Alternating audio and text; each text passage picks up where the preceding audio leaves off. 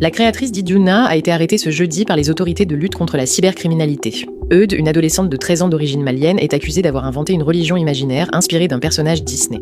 Baptisée femme d'Iduna, cette croyance a fait polémique après la diffusion de vidéos sur TikTok où la jeune fille se présentait comme une messagère envoyée de la deuxième dimension pour accomplir une mission dans la première. Selon ses dires, seules les femmes pouvaient rejoindre ce culte et l'une des conditions principales était d'être lesbienne. Les enquêteurs affirment qu'elle ne se contentait pas de vidéos, Eudes aurait également fabriqué et vendu des objets religieux appelés Lagdoun, une corde vendue 10 € sur Vinted qu'elle prétendait bénir elle-même avant chaque expédition. Plusieurs jeunes femmes auraient déjà acheté ces objets, persuadées de leur pouvoir. L'affaire inquiète les autorités, qui redoutent une forme d'endoctrinement mêlée à un commerce illégal en ligne. Une enquête est en cours pour savoir si elle agissait seule ou si d'autres l'influençaient dans l'ombre. En attendant, ses comptes sur les réseaux sociaux ont été suspendus et une cellule d'accompagnement a été proposée aux familles. Alors moi, je suis totalement en désaccord avec cette décision. On parle de cybercriminalité. Pourquoi? Ok, elle a vendu des trucs sans déclarer à l'URSSAF. Limite, ça c'est de la formalité. Je ne vois pas pourquoi est-ce qu'on parle de cybercriminalité alors que y a des gens qui vendent des tiramisu sur Internet, il y en a qui vendent de la tchéké, il y en a qui vendent des couscous.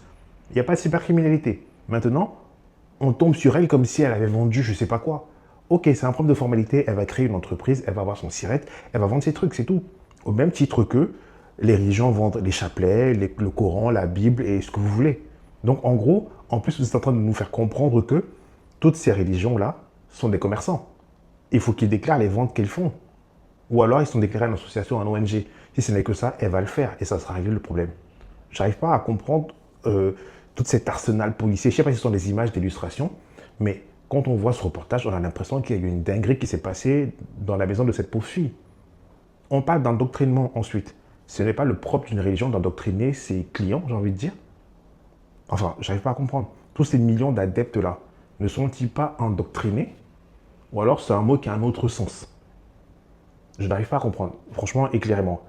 Et le troisième point, c'est que cette petite, vous lui avez donné de la lumière. Elle va juste sortir de sa garde à vue, je ne sais pas quoi.